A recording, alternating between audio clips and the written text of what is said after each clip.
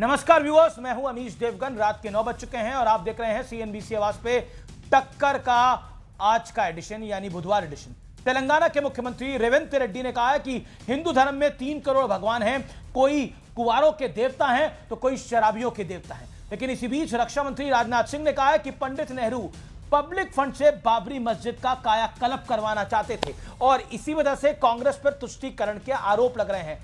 आज सीएनबीसी आवाज पर इसी पर होगी सबसे बड़ी चर्चा। टीएनबीसी आवाज के टक्कर के आज के एडिशन। హిందువులలో ఎన్ని దేవతలు ఎంతమంది దేవుళ్ళు 3 కోట్లు ఉందా ఎందుకునే పెళ్లి చేసుకోవడానికి హనుమంతుడు ఉన్నాడు, 2 పెళ్లిళ్ళు చేసుకునేటోనికి ఇంకొక ఆయన దేవుడు ఉన్నాడు, మందు తాగేటోళ్ళకి ఓ దేవుడు ఉన్నాడు, ఎల్లమ్మ పోషమ్మ మైసమ్మ కళ్ళు కొయ్యాలి కోడి కొయ్యాలి అనేటోళ్ళకు పప్పన్నం తినేటోళ్ళకు కూడా దేవుడు ఉన్నావునా। तो कुल मिलाकर तेलंगाना की कांग्रेस सरकार के मुख्यमंत्री रेवंत रेड्डी ने किसी भी हिंदू देवी देवताओं को नहीं छोड़ा और बीजेपी इसे हिंदू आस्था पर प्रहार की प्रकाष्ठा बता रही है। ये वही मुख्यमंत्री हैं जिन्होंने अभी जुबली हिल के चुनाव में ओपनली बोला था कांग्रेस मतलब मुसलमान, मुसलमान मतलब कांग्रेस। आप हम सफर, हम प्याला, हम निवाला, हम राज हो जाइए, हमें कोई समस्या नहीं है, मगर हिंदू धर्म के देवी देवताओं को गाली देंगे तो यह बर्दाश्त करने योग्य नहीं है। हनुमान जी, शिव जी और विष्णु जी के खिलाफ ये जो आप जहर उगल रहे हैं रेवंत रेड्डी जी, इसका खामियाजा कांग्रेस पार्टी को भुगतना पड़ेगा। इनकी लंका में हनुमान जी ही आग लगाएंगे।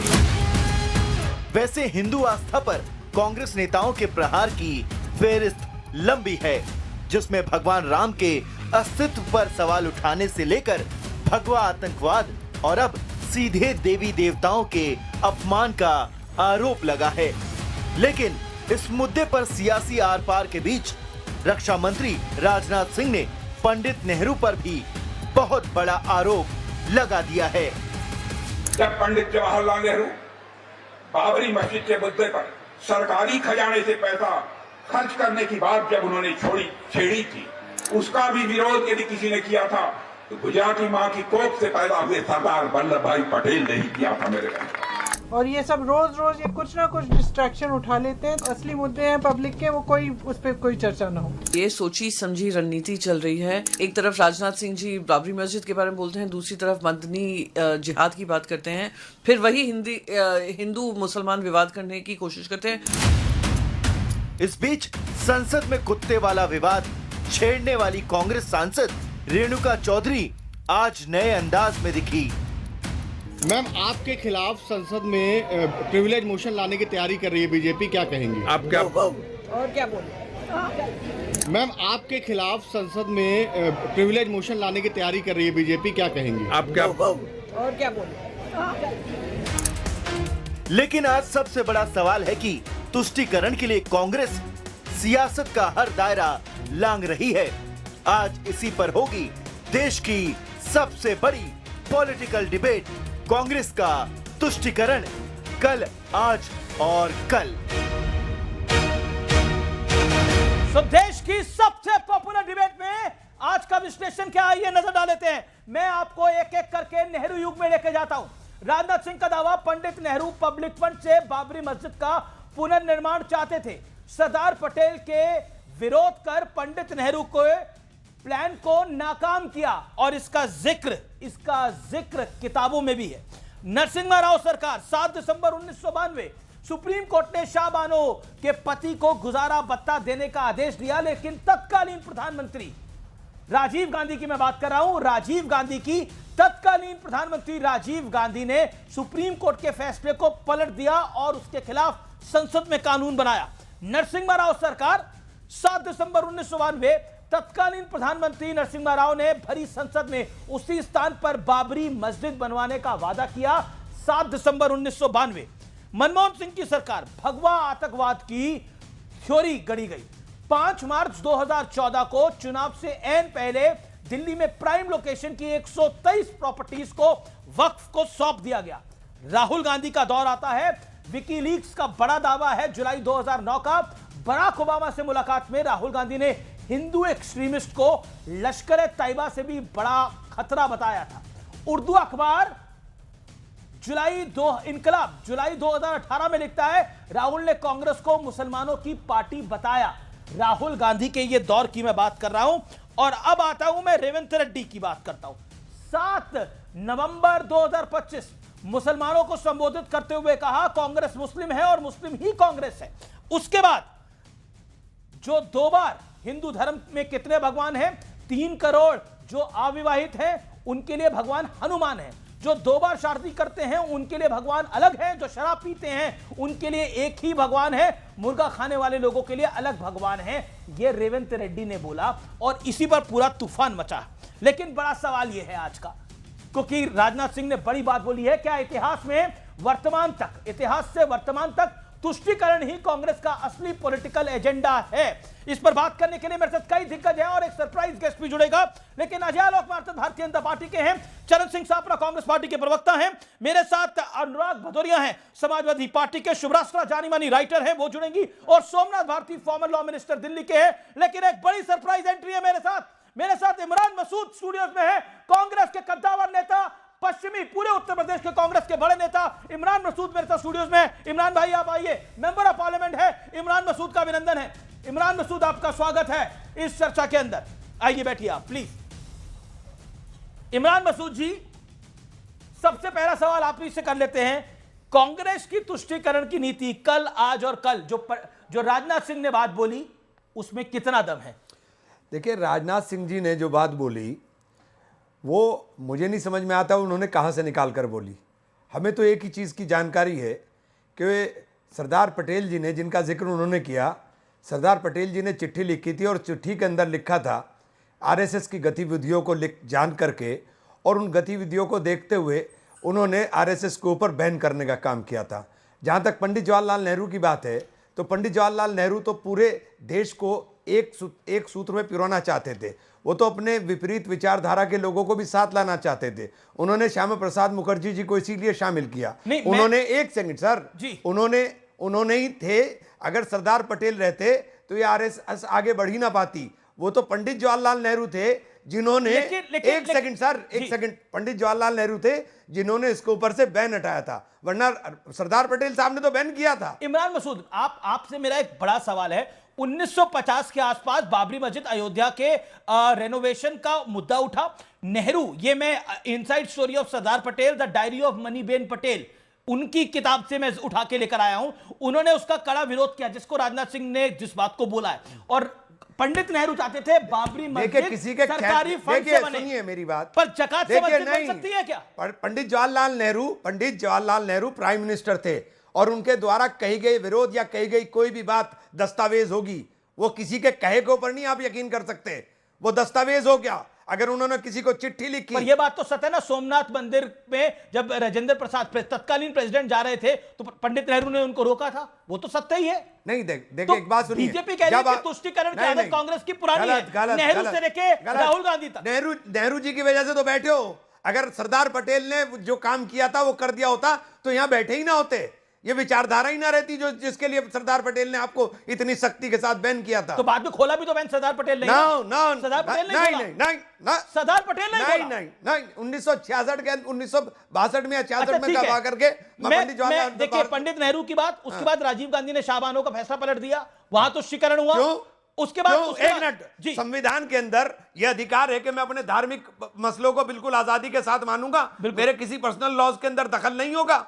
तो ये तो संवैधानिक चीज थी, इसके अंदर पलटना क्या था? पलटा ना, सुप्रीम कोर्ट ने तो उसको गुजारा भत्ता दिया ही था, पलट दिया। तो ये कुल मिलाकर तुष्टीकरण तो है ही, कांग्रेस पार्टी कर रही है ना। हाँ, जब ही तो 1947 के अंदर 37% थे, और जिस सच्चर कमीशन की रिपोर्ट को आधार बना करके वक्फ की संपत्तियों को हड़पा जा रहा है, उस आधार के अंदर ही अगर कहेंगे तो 1.36% रह गए थे। यही तो तुष्टीकरण है। मिला गया हमको, कांग्रेस को गाली मिली और मुसलमान खाली हो गया। नहीं तो कांग्रेस ही तो, अच्छा एक बात बताइए, अभी जो कहा जा रहा है कि कांग्रेस ही मुस्लिम है और मुस्लिम ही कांग्रेस है, आपका सीएम कह रहा है रेवंत रेड्डी, सही कह रहा है गलत? देखिए मुझे एक बात बताइए, मुसलमान और हिंदू के अलावा इस देश के अंदर चर्चा क्यों नहीं होती कि आज डॉलर 90 रेवंत रुपए रेड्डी पर चला बीजेपी के, गया? अच्छा ये बताइए, रेवंत रेड्डी बीजेपी के हैं क्या? नहीं, आज इस पे चर्चा रेवंत क्यों रेड्डी नहीं किसके होती? हैं? सीएम किसके हैं? आपकी पार्टी के हैं ना? नहीं, ये देखिए, हर वक्त हिंदू और मुसलमान पे चर्चा रहेगी, मंदिर पे चर्चा रहेगी। अरे मंदिर बन गया, चल गया उसका, मंदिर बन गया, मस्जिद बन गई, गुरुद्वारा बन गया, चर्च बन गया, ये व्यक्तिगत मामले हैं। धर्म अब आपका अपना मसला है कि धर्म आप व्यक्तिगत रूप से क्या आपने एक बात को बोला, मैं पूछा रेवंत रेड्डी किस पार्टी के हैं? नहीं, रेवंत, एक बात बताइए, जो रेवंत जी ने आज बयान दिया, मैं उससे सहमत नहीं हूं। वो मेरी पार्टी के हो तो क्या हुआ? 7 नवंबर को बयान दिया कि कांग्रेस मुस्लिम है और मुस्लिम ही कांग्रेस है। नहीं, देखिए मुझे नहीं पता ये बयान क्या है, कांग्रेस ही मुस्लिम और मुस्लिम ही कांग्रेस है, मुझे नहीं पता। लेकिन मुसलमान इस देश में होना गाली हो गया क्या? कि मुसलमान है तो गाली नहीं है, बिल्कुल गाली नहीं है। लेकिन बटेंगे तो कटेंगे क्या? हमें किस बात के लिए टारगेट किया जा रहा भाई? हमें किस बात के लिए? और वो टारगेट करेंगे, हमें उठा करके वो टारगेट कर रहे हैं जिनका कोई मतलब नहीं होता है। नहीं, मुसलमान वोट के पीछे समाजवादी पार्टी भी है, राजद भी है, कांग्रेस भी है। अब बताइए। नहीं देखिए, मुसलमान के सिर्फ वोट रहेगा देश के अंदर, तो वोट बैंक की तो बना दी है। नहीं, सिर्फ वोट रहेगा क्या मुसलमान देश के अंदर? मुसलमान के बुनियादी मसलों के ऊपर बात क्यों नहीं करते हैं? मुसलमान के बुनियादी मसलों के ऊपर आप बताइए। सारी स्कॉलरशिप केंद्र सरकार ने रोक के रखी। मैं आपका बड़ा सम्मान करता हूं, आप उत्तर प्रदेश कांग्रेस के सबसे बड़े नेताओं में से एक हैं। मेरा आपसे प्रश्न बड़ा सीधा है। पश्चिमी उत्तर प्रदेश से आप आते हैं, सहारनपुर से आप मेंबर ऑफ पार्लियामेंट है, उस इलाके के आप बड़े नेता हैं। मैं आपसे बड़ा सीधा सवाल पूछता हूं, तेलंगाना सीएम कांग्रेस के हैं, उन्होंने भी ये बात बोली कि मुसलमान कांग्रेस के, कांग्रेस मुसलमानों की है। ये बात बीजेपी ने तो नहीं बोली ना। मुसलमान करे क्या? बीजेपी तो गले लगाती नहीं इनको जी। बीजेपी तो इन्हें बांटने और काटने और गाली देने के अलावा दूसरा काम करती नहीं। ठीक है, तो क्या करे बेचारा मुसलमान? ठीक है, मैं पूछता हूं, मैं अजय आलोक के पास जाता हूं। अजय आलोक, इमरान मसूद हमारे साथ कुछ ही देर के लिए है। मैं आपसे पूछता हूं, आप मुसलमानों को टारगेट करते हैं और अगर वो मुसलमानों को ठंडा पानी पिलाते हैं, उनको आराम देते हैं, तो तकलीफ क्या है? मुसलमान भी तो इस देश का नागरिक है, उसे बाहर तो नहीं निकाला जा सकता। और आपने अब बाबरी मस्जिद को दोबारा ज्वलंत कर दिया है। कांग्रेस का आरोप है, प्रियंका गांधी वाड्रा ने बोला ये मुद्दा क्यों लेके आए हैं बाबरी का, अभी क्या लेना देना है इसका? इमरान मसूद क्या ऐसे मुसलमान को टारगेट नहीं करेंगे जो मुसलमान भारत की धरती पर रह के बांग्लादेश का राष्ट्रगान गाए? इमरान मसूद टारगेट करेंगे या नहीं करेंगे? पहले इनसे पूछिए। भारत माता और की ये जय। मुसलमान जो हैं, भारत माता की जय। बोल दिया भारत माता की जय। बिल्कुल भारत माता की जय है। तुम्हारे कैसे नहीं कह रहे? भारत माता की जय। लेकिन असम प्रदेश कांग्रेस कमेटी के दफ्तर में बैठ के बांग्लादेश का राष्ट्रगान गाते हैं और उसके बाद मुसलमान टारगेट। भारत माता की जय टारगेट आप बोल रहे हैं? अरे भारत माता की जय तुम्हारे से ज्यादा बोलेंगे। ये भारत माता तुम्हारे से ज्यादा है हमारी भाई। 2014 में प्रधानमंत्री मोदी की बोटी बोटी काट रहे थे ये। अभी डॉक्टर उमर जो पकड़ाया उसको मिसगाइडेड यूथ कहते हैं। आपके प्राइम मिनिस्टर मिसगाइडेड यूथ बता रहे थे कश्मीर के अंदर। भगत सिंह, अरे आपके प्राइम मिनिस्टर बता रहे थे, भगत सिंह आपके प्राइम मिनिस्टर बता रहे थे कि हम हमारा भगत सिंह जमीन के लिए लड़ रहे हैं। आपके प्राइम मिनिस्टर ने मिसगाइडेड यूथ का और कश्मीर के अंदर का। एक सेकंड आ जाओ, इमरान मसूद कह रहे हैं, वो कह रहे हैं प्राइम मिनिस्टर नरेंद्र मोदी ने बोला जिहादियों को ऑल आउट करते हो। लेकिन इमरान मसूद नरेंद्र मोदी की बोटी बोटी काट लेंगे। एक सेकंड मैं फिर आता हूं। ये एक सेकंड, इमरान मसूद, जो कि महत्वपूर्ण पॉइंट है, क्या आपको लगता है भगवा आतंकवाद की थ्योरी डॉक्टर मनमोहन सिंह की सरकार में गढ़ी गई? तो एक क्रोनोलॉजी तो है ना, एक पुराना इतिहास तो है। आतंकवाद ना भगवा होता ना हरा होता। पर कांग्रेस ने बोला आतंकवाद, सुनिए, चिदम्बरम ने बोला, शिंदे ने बोला। आपने सवाल मुझसे पूछा जी, तो मैं जवाब दे रहा हूं। तो जवाब दीजिए। आतंकवाद है और आतंकवाद का एक इलाज है, वो है गोली। और मैंने जो बात बोली थी उसको आप कह रहे हैं मिसगाइडेड तो प्राइम मिनिस्टर ने कहा था। वो मैंने तो कहा था भटका हुआ नौजवान, उन्होंने तो मिसगाइडेड यूथ कहा था। तो एक बात बताइए, जो बम से उड़ा रहा है वो भटका हुआ नौजवान तो नहीं, वो तो आतंकवादी है। अगर वो सीधे रास्ते पे होता, उसे कुरान का पता होता, उसे इस्लाम का पता होता, उसे इंसानियत का पता होता, तो ये काम करता वो। आप मुझे बोले, आप कह रहे हैं बीजेपी इशू बनाती है। मैंने इससे ऊपर भी बात की। एक मिनट सर, मैंने सुनना पड़ेगा, 30 सेकंड सुनना पड़ेगा सर, मेरी 30 सेकंड सुनना पड़ेगा। मैं सुनूंगा आपकी। एक सेकंड सुनिए, बोलिए एक सेकंड। मैंने उससे बड़ी बात कही। मैंने कहा उस आदमी के लिए जहन्नुम का रास्ता खुलेगा, उसको जन्नत का रास्ता नहीं मिलेगा। एक सेकंड, लेकिन अजय आलोक वो कह रहे हैं भगवा आतंकवाद की थ्योरी से, वो कहते हैं आतंकवाद का कोई धर्म नहीं होता, लेकिन पुराने गड़े मुर्दे आप क्यों उछालते हैं? इसका जवाब क्या? गड़े मुर्दे क्यों उछालते हैं? हमास किस लिए लड़ रहा है? ये इनके हमास के बारे में क्या विचार है? हमास आतंकवादी संगठन है या नहीं? नहीं, पहले पूछिए। नहीं, हमास आतंकवादी संगठन है या नहीं? नहीं, हमास इनके लिए आतंकवादी तो कह संगठन रहा हूं नहीं कि है। नहीं। अब इनसे बात करने की जरूरत रह जाती है। हमास डिक्लेयर्ड आतंकवादी संगठन है, डिक्लेयर्ड पूरे विश्व में। पर हमास आपको आपके लिए आतंकी नहीं संगठन है। नहीं लगाई देता। यही अंतर है देखिए सोच का। मुझे मारकाट से नफरत है।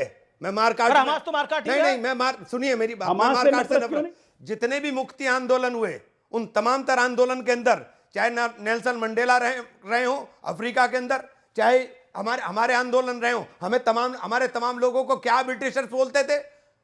हम लोग अपनी जमीन के लिए लड़ रहे थे। नहीं, एक सेकंड, लेकिन भगवा आतंकवाद की थोड़ी तो कांग्रेस लेके आई नहीं, ना, वो गलत है। चिदम्बरम और नहीं, अच्छा, अब आप हर चीज को गलत बोल देंगे तो ऐसे बचा नहीं जा सकता। जो गलत है तो मैं गलत बोल रहा हूं। चिदम्बरम ने बोला, सुशील कुमार शिंदे ने बोला, जो गलत है मैं उसे गलत बोल रहा हूं साहब। ओके, आप उसको गलत बोल रहे हैं, लेकिन कांग्रेस कैसे बचेगी ना इन सब आतंकवाद का कोई चेहरा नहीं होता ना, आतंकवाद का कोई रंग होता। अच्छा, एक बात बताइए, कांग्रेस मुसलमानों की पार्टी है, इनकलाब अखबार में छपा, कांग्रेस सबकी पार्टी है। जुलाई कांग्रेस 2018 में देश के अंदर रहने वाले शोषितों की, वंचितों की, सबकी पार्टी है कांग्रेस। जी, मैं अजय आलोक आपके पास आता हूं। क्या आपको लगता है कि जो बात की मैं गई, सांसद जो साहब रेवंत से एक रेड्डी ने प्रश्न बोला, पूछना चाहता हूं। ओके, 40 सेकंड सांसद इत्मीनान से एक डॉक्टर प्रश्न- अजय आलोक, आप वरिष्ठ हैं, इत्मीनान मैं से एक मैं सांसद साहब से एक प्रश्न पूछना चाहता हूं कि रालिब जालिब गालिब के नाम पर, रालिब चालिब गालिब के नाम पर कश्मीरी हिंदुओं को जो मैसेकर करके भगाया गया 89-90 की इस्लाम का राज यहां रहेगा, वो क्या था? वो इस्लामिक आतंकवाद नहीं था तो क्या था? अरे आज जिस तरह से आतंकवाद का राज्य, मुर्शिदाबाद में आतंकवाद हिंदुओं के घर जलाए जा रहे हैं, इस्लाम में टारगेट आतंकवाद करके, ही नहीं है। वो इस्लामिक आतंकवाद है इस्लाम में कि नहीं? आतंकवाद ही नहीं है। वो आपने इस्लामिक आतंकवाद है कि गलत नहीं? बोलते हो। पहले पूरे इस्लाम विश्व पढ़ में, लो। पूरे विश्व में ओसामा पहले बिन इस्लाम लादेन से पढ़ लो लेके, भैया। ओसामा बिन पहले लादेन से इस्लाम लेके पढ़ सीरिया लो, लेबनान हर पहले जगह इस्लाम पढ़ यहाँ लो। इस्लामिक ये लड़ाई आतंकवाद है या सत्ता की नहीं? है वहाँ तेल की लड़ाई है, सत्ता की लड़ाई अरे है। भैया, जो मुसलमान जो को मार रहा भूले है। भटके उनको समझाएगा कौन? हाँ। इस्लाम के नाम पे आतंकवाद फैलाएगा, आप ही के लोग रहे हैं। आप समझाने की जगह उनको सॉफ्ट पावर देते हैं। दिक्कत ये है ना, ऐसी जब बात आप कर रहे हमास हो। की तुलना भगत सिंह से कर देते हैं। आपने किसी की तुलना मैंने किसी की। से नहीं होती। आपने कहा कि भगत शहीद सिंह और आजम हमास भगत किसी सिंह की तरह के तुलना हैं। किसी से नहीं बाद कर में रहा हूं मैंने। स्पष्टीकरण आपने आपने दिया। एक बड़ा बयान दिया अभी कुछ देर पहले, देश में आपने मुसलमान किया था। होना पहले गाली हो आपने गया। किया था, बाद में आपने स्पष्टीकरण दिया था। आपने एक बड़ी स्टेटमेंट दी, देश में मुसलमान होना गाली हो गया। अभी आपने मेरे कार्यक्रम में बोला, अभी कुछ देर मिनट पहले आपने इस बात को बोला। क्या भी लगाया था मैंने? जी है। मैंने कहा था कि देश में क्या मुसलमान होना गाली हो गया क्या? नहीं, एक सेकेंड, मुसलमानों को टारगेट किया जा रहा है। मैं मौलाना मदनी का एक बयान पढ़ता हूं और उस बयान को सुनाता हूं आपको। जब जब जुल्म होगा तब तब जिहाद होगा। सुप्रीम कोर्ट को सुप्रीम कहलाने का हक नहीं है। अदालतें सरकार के दबाव में काम कर रही हैं। लव जिहाद, लैंड जिहाद, थूक जिहाद जैसे शब्द मुसलमानों की तौहीन है। इस्लाम के दुश्मनों ने जिहाद को हिंसा का हम नाम बना दिया है। अब आप बताइए, जब जब जुल्म होगा जिहाद होगा? जिहाद किसके वो लिए कहते हैं होता है? सुप्रीम एक कोर्ट को मिनट सुप्रीम साहब, कहने का एक हक सेकंड। नहीं है। मैं तो इस्लाम को मानता हूं और इस्लाम के अंदर जिहाद मुल्क के लिए होता है। जिहाद मुल्क के लिए होता है। मैं कह रहा हूं सुप्रीम कोर्ट को सुप्रीम कहने का वो उनका बयान सही है गलत है? ये उनका मसला है, वो जवाब आप क्या कहते हैं इसके ऊपर? आपके विचार? देखिए, हमें एक बात सुनिए। मदनी साहब के बयान से आप सहमत हैं? असहमत हैं? नहीं, आप क्लियर लाइन रखते आपने हैं। सुप्रीम कोर्ट के ऊपर मेरे से सवाल पूछा, मैं जवाब दे रहा हूं। हाँ बोलिए। सुप्रीम कोर्ट सुप्रीम है और सुप्रीम कोर्ट के ऊपर अगर विश्वास ही नहीं रह जाएगा तो फिर बचेगा क्या? तो सुप्रीम कोर्ट तो सुप्रीम है। बाबरी मस्जिद के फैसले को हमने सर माथे के ऊपर लगाया कि नहीं लगाया? लेकिन गलत बोला मदनी साहब ने। नहीं, ये सुप्रीम कोर्ट को किसी भी सूरत में बीच में नहीं लाना चाहिए। अब मैं समाजवादी पार्टी के सांसद हैं मुहिबुल्लाह नदवी। हमारी पार्टी ने बार बार कहा है कि वक्फ अमेंडमेंट बिल के पीछे सरकार की पॉलिसी और इरादा सही नहीं है। ऐसा लगता है भारतीय संविधान के आर्टिकल 2526 को कमजोर किया जा रहा है, मुसलमानों की जिंदगी को खलल डाला जा रहा है। आजादी की लड़ाई लड़ने वाले मुसलमान के वंशज अब कह रहे हैं कि उन्हें एक बार फिर नाइंसाफी और जुल्म से लड़ना होगा और जिहाद करना होगा। मतलब वो उकसा रहे हैं मुसलमान को, क्या वो सही है? देखिए, उकसाना बिल्कुल नहीं है, लेकिन जो वो बात कह रहे हैं, क्या उकसाना भी तो है ना? वक्फ बोर्ड के नहीं, क्या वक्फ कानून के माध्यम से आज उम्मीद पोर्टल के ऊपर लगातार कोशिश की जा रही है कि किसी तरह से उम्मीद पोर्टल खुल जाए। साइट डाउन हुई जा रही है। प्रॉपर्टी का रजिस्ट्रेशन 25% हो नहीं पाया। आप रजिस्ट्रेशन की सीमा बढ़ाने को तैयार नहीं हो, तो आप मुझे बताइए मुसलमान करे तो करे क्या? आप उसके इदारों को खत्म करना चाहते हो, उसकी तालीम को खत्म करना चाहते हो। रेवंत रेड्डी ने आपको लगता है गलत बयान दिया कि Congress is Muslim and Muslim is Congress? देखिए, कांग्रेस तो सबकी पार्टी है। कांग्रेस मुस्लिम पर बोला रेवंत रेड्डी ने, गलत बोला? नहीं, कांग्रेस मुस्लिम की पार्टी नहीं, मैं उससे सहमत ओके, बहुत बहुत शुक्रिया आपका हमारे साथ आने के लिए। आप हमारे साथ जुड़े, आपका बहुत बहुत शुक्रिया। मैं सीधा रुख करता हूं हमारे बाकी मेहमानों का। सुब्राष्ट्रा हमारे साथ हैं, हमारे साथ चरण सिंह सापरा हैं, अनुराग भदौरिया हैं। मैं सीधा अनुराग आपके पास आता हूं। क्या आपको लगता है ये जो पूरा मसला हुआ है, ये जो पूरा मैटर हुआ है, इसके अंदर अब बिल्कुल स्पष्ट है बात जो कि राजनाथ सिंह ने बोला है, तुष्टीकरण इज इक्वल टू ऑपोजिशन? देखिए, आपने सही बोला। भारतीय जनता पार्टी नफरत कल भी करती थी, आज भी और कल भी है। उनका नफरत के अलावा कोई एजेंडा नहीं है। अभी अभी देखिए, एक कांग्रेस के सांसद बैठे थे, इमरान मसूद ने कहा कि भारत माता की जय, तो बीजेपी के जो प्रवक्ता थे उनका चेहरा सूख गया, उनको लगा एजेंडा ही नहीं मिला मुझे, तो भारत माता की जय बोल दी उन्होंने और परेशान हो गए, हड़बड़ा गए, घबरा गए, तो हमास की तरफ भाग गए। अरे भैया, हिंदुस्तान की बात करते करते हमास पे भाग गए, फिर उनसे भी फिर देखा और भी कुछ नहीं हो रहा है। सवाल यह है, इस देश के अंदर में जो हिंदुस्तानी मुसलमान है वो हिंदुस्तान के साथ रहता है, हिंदुस्तानियत के साथ रहता है, और हिंदुस्तानी मतलब हिंदू। लेकिन जो रेवंत रेड्डी ने बोला, हिंदू भगवानों के बारे में, क्या वो सही बोला गलत बोला, मुझे बताइए। आज नहीं, देखिए मैं उस पर ही बोल रहा हूं, पहले एक्चुअली मुझे 20 सेकंड दे दो, मैं उस पर जवाब दूंगा और खुल के जवाब दूंगा। मैंने कहा भारतीय जनता पार्टी के पास अभी क्या है कि 11 साल की भारतीय जनता पार्टी की सरकार है, वो अभी विकास पे बात नहीं कर पा रही है, वो बार बार धर्म की राजनीति पे जा रही है। वो नहीं जवाब दे रही हवा में जहर क्यों है, वो नहीं जवाब दे रही बीएलओ की मौतें क्यों है।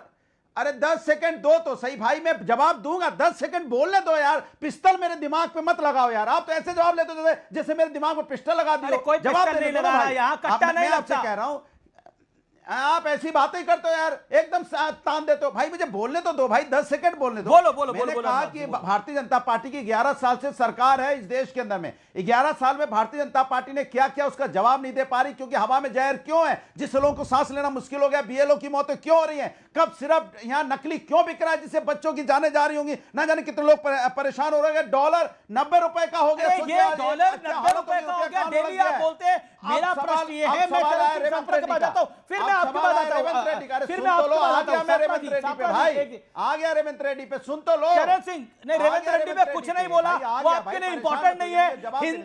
हिंदू भगवानों को लेकर इतनी खराब बात बोली गई, वो आपके लिए महत्वपूर्ण ही नहीं है। वो बताता है आपके लिए, वो इंपॉर्टेंस लेवल पे कहां नीचे आता है, वो बताता है आपके लिए। आपने उस पर कुछ नहीं बोला, आपने 2 मिनट बोला, लेकिन हिंदू भगवानों को लेकर जो अभद्र टिप्पणी करी उस पर डॉक्टर अनुराग भदौरिया शांत रहे। कितने बड़े हिंदू के ज्ञाता हो, आप चुप हो जाओ, आप चुप हो जाइए, मुझे बोलने दीजिए। नहीं, इसमें हिंदू के ज्ञाता वाली क्या बात है? आप बहुत बड़े नहीं, भगवान शंकर को कोई खराब बोलेगा तो मुझे तो बुरा लगेगा, बजरंग बली को कोई खराब बोलेगा मुझे तो बुरा लगेगा। एक सेकंड, यही पोल करा लेते हैं। चुबरास्ता, एक सेकंड, शांत होइए, ऑडियो ऑन करिए आप। चुबरास्ता, हाथ खड़ा करना है। आपको बुरा लगा जो रेवंत रेड्डी ने बोला, हाँ या ना? चुबरास्ता, ऑफ कोर्स बुरा लगा, बिल्कुल, किसी को भी बुरा लगेगा। एक सेकंड, अजय आलोक, आपको बुरा लगा, हाँ या ना? उसके बाद मैं आगे बढ़ता हूं। नहीं, मुझे बुरा नहीं लगा इससे, क्योंकि महिषासुर की जब मति जब घुस जाती है अंदर में और आदमी महिषासुर बन जाता है तो उसको देवता अच्छे नहीं लगते। ओके, चरण सिंह सापरा महिषासुर का अवतार बन चुका। The spotlight of the evening, Charan Singh Sapra, Congress spokesperson Charan Singh Sapra. My straight question to tonight, आपको बुरा लगा सर जब हिंदू देवी देवताओं के बारे में बुरा बोला गया? बजरंग बली की आराधना तो आप भी करते होंगे, आपको बुरा लगा जो आपके सीएम ने बोला? देखिए, हमारे सीएम ने किस कॉन्टेक्स्ट में बोला है वो देखना पड़ेगा, लेकिन मुझे तब भी बुरा लगा जब दिल्ली के अंदर झंडे वाला मंदिर, जो 400-500 साल से भी ज्यादा पुराना मंदिर है, उसको तोड़ा गया और बीजेपी के प्रशासन ने तोड़ा, डबल इंजन की सरकार ने तोड़ा। क्यों? क्योंकि वहां पर आरएसएस की पार्किंग के लिए जगह चाहिए थी। मुझे तब भी महसूस हुआ जब बीजेपी के नेता मर्यादा पुरुषोत्तम राम को रम से तुलना करते हैं। तो ऐसे बहुत सारे उदाहरण मैं भी दे सकता हूं। नहीं, कंटेस्ट क्या था? भारतीय जनता पार्टी इसका औचित्य क्या था? आप पूछ रहे हैं कि मुझे इसका औचित्य नहीं पता लगा, लेकिन अगर कोई व्यक्ति, रेवंत रेड्डी मुख्यमंत्री लेवल का आदमी, यह बयान दे रहा है, उससे पहले वो बयान देता है मुसलमानों को संबोधित करते हुए 7 नवंबर 2025 को, कांग्रेस मुस्लिम है और मुस्लिम ही कांग्रेस है। अभी लाइव इमरान मसूद कह के गए हैं कि मैं उनके बयान से सहमत नहीं हूं। अनुराग भदौरिया इस पर कुछ बोल नहीं पाए हैं। और 2 दिसंबर को वो कहते हैं हिंदू धर्म में कितने भगवान हैं? 3 करोड़ हैं। जो अविवाहित हैं उनके लिए हनुमान है, जो 2 बार शादी करते हैं उनके भगवान अलग हैं, जो शराब पीते हैं उनके लिए एक भगवान है, मुर्गा खाने वालों के लिए एक और भगवान है। सर, इसमें अब आपको औचित्य समझना है। एक मुख्यमंत्री, आपका क्या विचार है इसके ऊपर सर? देखिए, मैंने वही कहा कि उनका पूरा वक्तव्य क्या है, किस कॉन्टेक्स्ट में कहा, वो देखना पड़ेगा। किसी भी कॉन्टेक्स्ट में कहा हो। दूसरी बात क्यों बोलेंगे भगवान के बारे में? अगर मैं झंडे वाला मंदिर की बात करता हूं तो झंडे वाला मंदिर को तोड़ा गया है, उसके बारे में क्यों बोलेंगे? क्यों नहीं पूछते? बताइए ना। आप, झंडे वाला मंदिर तोड़ा गया दिल्ली के अंदर, सर उसके ऊपर झंडे सवाल वाला क्यों एक नहीं सेकंड पूछ रहे? आपके लिए रम और राम आपके लिए को झंडे comparison वाला किया मंदिर गया। एक आपके आप विषय क्यों नहीं बिल्कुल पूछ विषय रहे? होना भी चाहिए। आप मैं भी चिल्ला उसमें चिल्ला के आवाज बात में आवाज करते हैं, तो मैं भी आवाज चिल्ला में के आवाज बात कर मिलाता सकता हूं। हूं। लेकिन मेरा- मुझे मेरी बताइए argument पूरी कि सुनिए। भगवान को खुलेआम एक मेरी मुख्यमंत्री argument पूरी सुनिए। इतने अपशब्द कह रहा है, उसके ऊपर आप कुछ नहीं बोल रहे। आपका सिटिंग मेंबर ऑफ पार्लियामेंट अभी अरे लाइव बोल के गया है खुलेआम कि मंदिर मैं तोड़ा जा उसको रहा है। मैं झंडे उसको वाला स्वीकार मंदिर नहीं खुलेआम करता। तोड़ा जा रहा है। आपने रोकने की प्रयास किया क्या? आपने सवाल पूछा दिल्ली कमाल के की बात मुख्यमंत्री को? करते हैं क्या साहब आपने सवाल साहब पूछा अमित शाह यू को? आर अ वेरी क्या आपने रिगार्डेड सवाल स्पोक्स पूछा नरेंद्र मोदी आपका को? मैं बड़ा रिगार्ड हिम्मत, करता हूं, पूछ के लेकिन दिखाओ। लेकिन आप कह रहे हैं पूछ कि के दिखाइए कंटेस्ट समझना सवाल। पड़ेगा मुझे कंटेस्ट समझना पड़ेगा कि उसने भगवानों को इस तरह से अभद्र भाषा क्यों बोली है। हाँ, तो आप जो मैं सवाल आपको पूछ रहा हूं उसका उत्तर दीजिए ना। आपने क्या सवाल पूछा तो नरेंद्र मोदी से, अमित शाह आपसे से झंडे वाला मंदिर तोड़ा चरण गया सिंह है? सापरा क्या आप आपने उत्तेजित ना हो, मुख्यमंत्री मेरा से सवाल निवेदन पूछा है है क्या? आप बताइए ना। सर चरण सिंह आप सापरा चिल्ला चोट कर सकते हैं तो मैं भी चिल्ला चोट नहीं मैं तो चिल्ला चोट करी ना, मैं तो आपसे सवाल पूछ रहा हूं। सर मेरी उत्तेजना है, मेरी उत्तेजना इसलिए है Charan Singh Sapra with all due respect mister Sapra with all due respect to you, मतलब मेरी उत्तेजना की कीमत नहीं है। नहीं उन करोड़ों लोगों ना की कीमत उत्तेजना की सर कीमत एक नहीं है। सेकंड तो एक झंडे वाला सेकंड मंदिर के सामने बैठ के रो रही थी औरत, कीमत तो जो किसी औरत चीज छाती की नहीं पीट है, रही थी, लेकिन जो औरत ईश्वर छाती पीट कम से रही कम हम थी, ईश्वर की झंडे कीमत वाला ना मंदिर लगाएं। के बाहर मेरा क्या निवेदन है उसकी हम समझ बजरंग की कीमत बली नहीं है आपको? बजरंग बली के बारे में बुरे शब्द ना बोले। हम ये ना बोले मुर्गा खाने वालों का दूसरा भगवान होता है। मैं कहता हूं यहां पर मुस्लिम भी पैनल पे बैठे हुए हैं, वो भी इस बात को स्वीकार नहीं करेंगे। झंडे वाला मंदिर तोड़ा गया वो गलत हुआ सर उसके झंडे लिए किस वाला पर मंदिर का कार्रवाई होनी चाहिए, ये भी विषय सवाल आपकी पूछिए। बात को मैं आवाज देता हूं, वो विषय अलग है। लेकिन अब मुझे सीधे से बताइए क्या रेवंत रेड्डी का बयान हिंदू देवताओं को गाली देना बर्दाश्त किया जाएगा? मंदिर का है। व्यूअर्स आज की डिबेट ऐतिहासिक है। अगर आप इस समय लाइव देख रहे हैं, मेरा आपसे निवेदन है जुड़िए इस कार्यक्रम के साथ। मेरा आपसे निवेदन है जुड़िए और इंस्टाग्राम पे आकर सोशल मीडिया पे आके इस पर साथ दीजिए। कांग्रेस के एक सिटिंग सीएम ने हिंदू देवी देवताओं को गाली निकाली है, क्या यह सही है?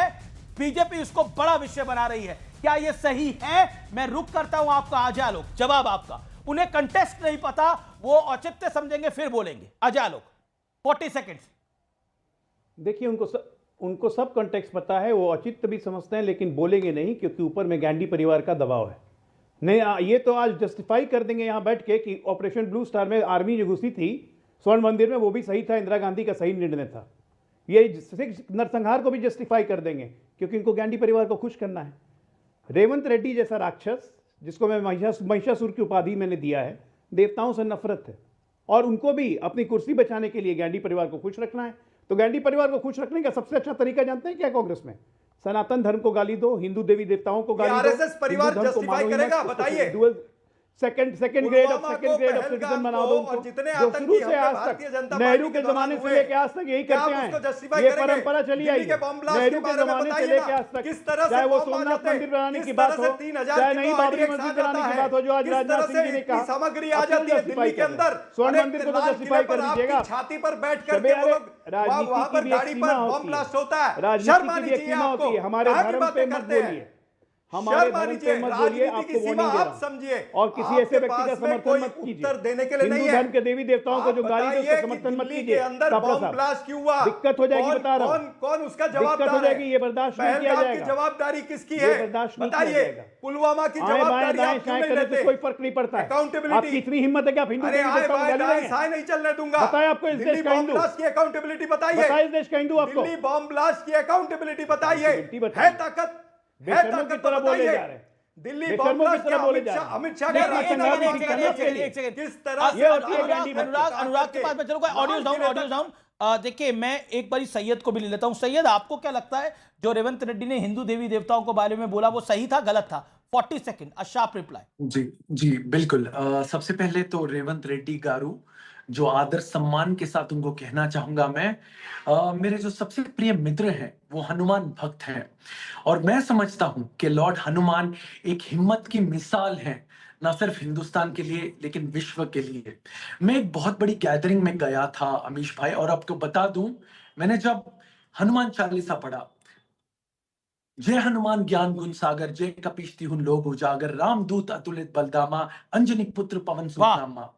मैं समझता हूं कि सिद्धांत आदर और अपने बड़े भाई जैसे मर्यादा पुरुषोत्तम राम की आदर करना, ये सिर्फ हिंदू भाइयों के लिए नहीं, मुसलमान भाई, सिख भाई और ईसाई भाइयों के लिए भी है।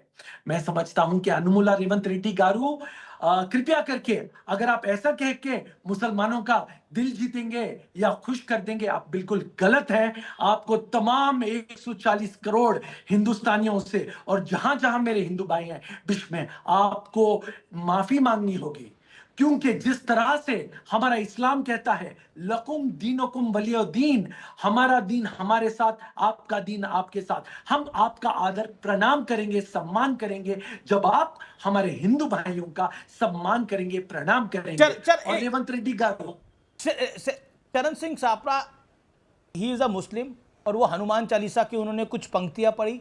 अब आप मुझे बताइए, रेवंत रेड्डी गारू ने ये जो शब्द बोले, ये क्या सही है? औचित्य आपको भी पता है, क्या आपको लगता नहीं है ये कांग्रेस के लिए बहुत बुरा साबित होगा, बहुत नुकसानदायक साबित होगा?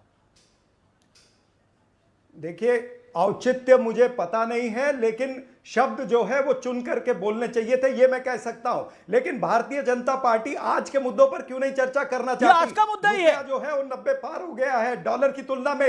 ये आज का मुद्दा ये है। आज का 2 दिसंबर को बोला है, आज हम कहां खड़े हैं, ये आज का मुद्दा ही है। जो है बीएलओ की हत्या है, बीएलओ की हत्या आज का मुद्दा है। You have a glass of water, आप पानी पीजिए 30 सेकंड के लिए। मैं सुब्राष्ट्रा के पास चलता हूं और फिर मैं आता हूं आपके पास। सुब्राष्ट्रा जी, मेरा आपसे प्रश्न ये है, क्या आपको लगता है बीजेपी इसको विषय बना रही है?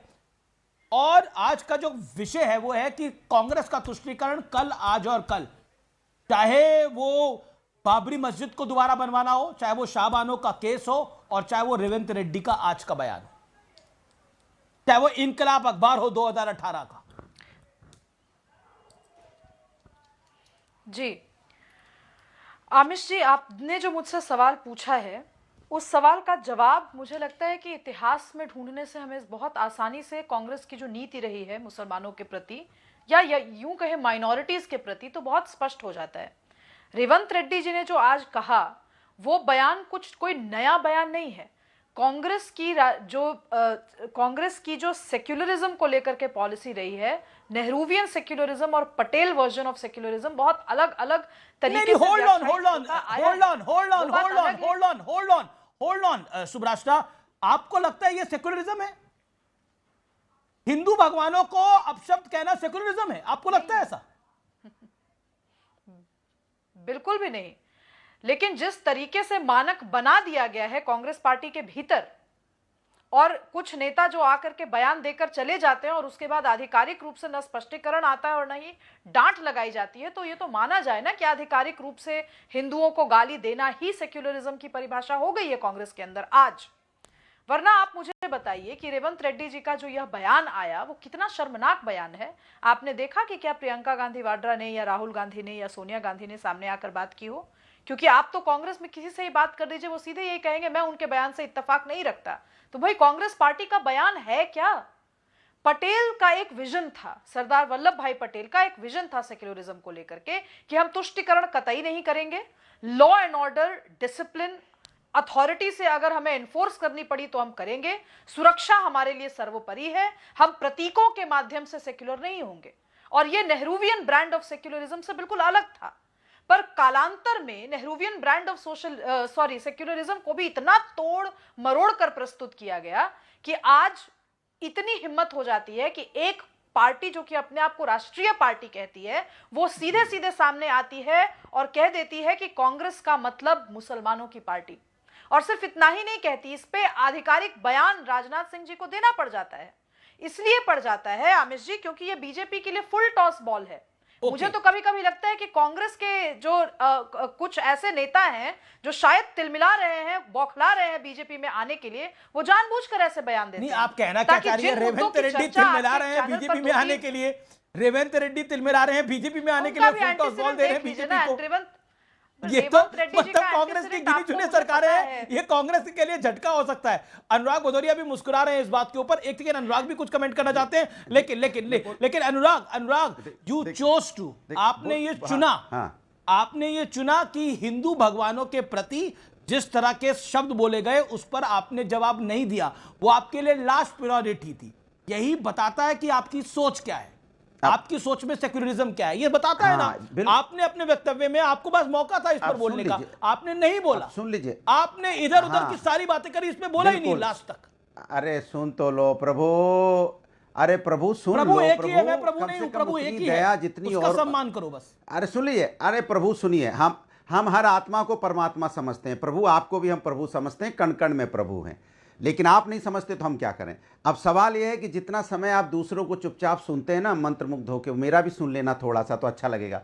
मैंने बोला कि रेवंत रेड्डी ने जो बोला उस शब्दों के साथ, उनके वक्तव्य के साथ हम बिल्कुल नहीं है, बिल्कुल गलत बोला। कब बोला? एक बात।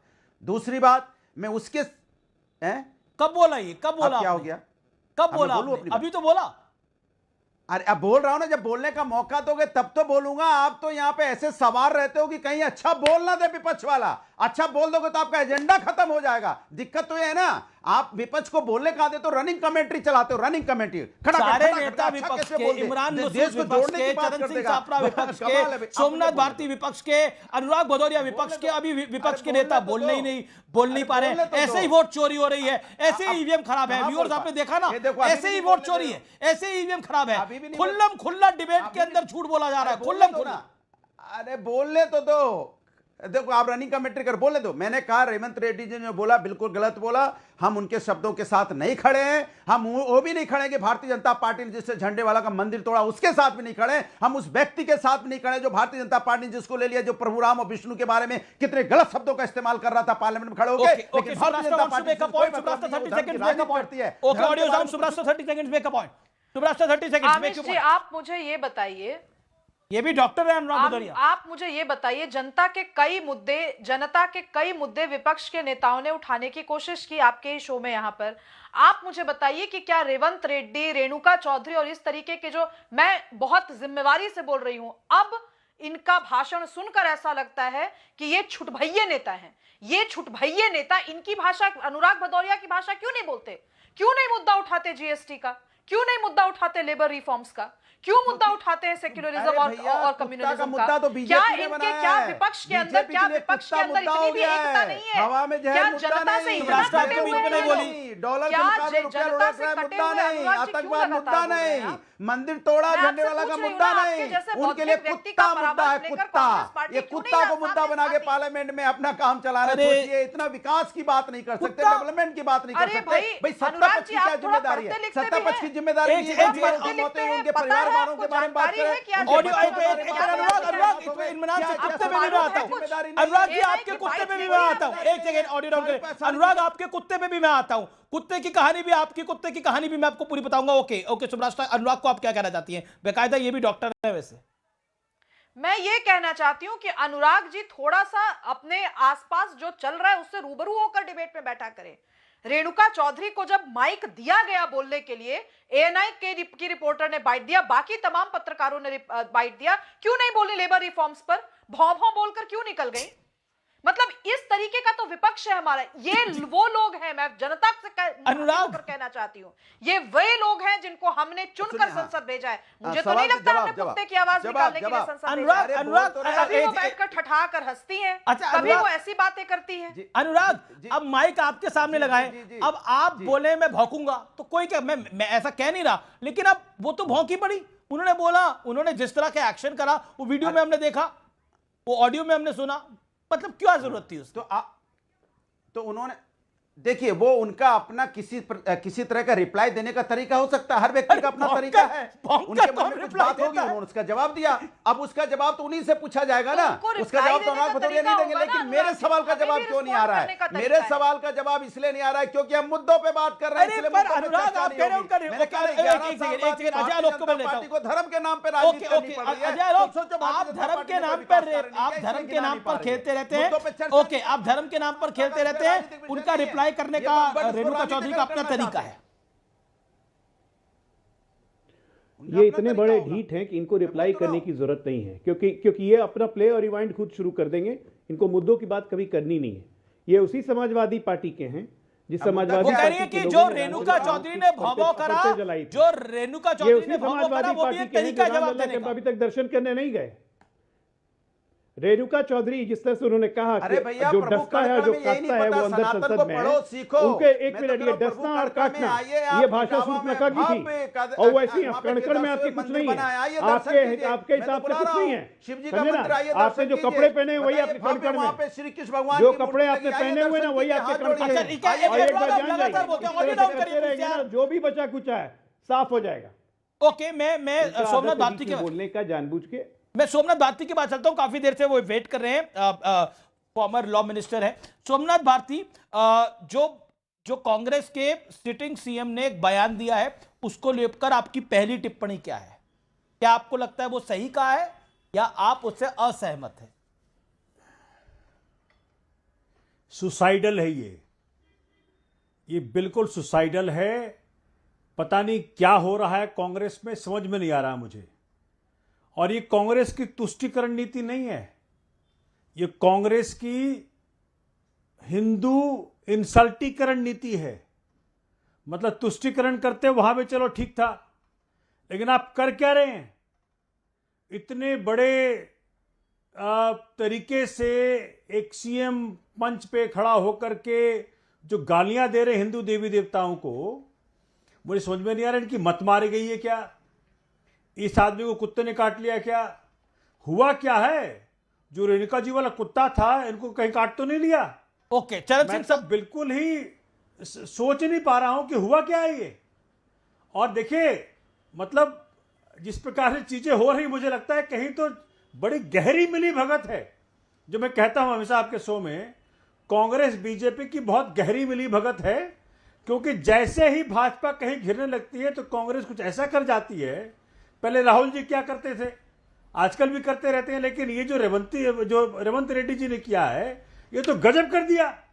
मतलब इन्होंने तो जितनी सीमाएं हैं सबको लांघ दिया, और इसको माफ नहीं कर सकते। जो हिंदू मैं बोल रहा हूं, मैं तो बहुत ही इनकी इस तरह की बातें करने से बहुत आहत हूं, और बिल्कुल बर्दाश्त नहीं किया जाएगा इसको। आप मतलब आपको पॉलिटिक्स करनी है करिए, लेकिन हमारी आस्था के साथ खिलवाड़ मत करिए। मैं चैलेंज करता हूं कांग्रेस को आज आपके चैनल के माध्यम से। इस प्रकार से करके आप तो डूबेंगे ही, आप तो डूब ही गए। आपको 6 सीटें आई हैं वहां, आपको 0 दिल्ली में आया है, हरियाणा में सिमट गए। मतलब आप पूरे हिंदुस्तान सिमट रहे हैं।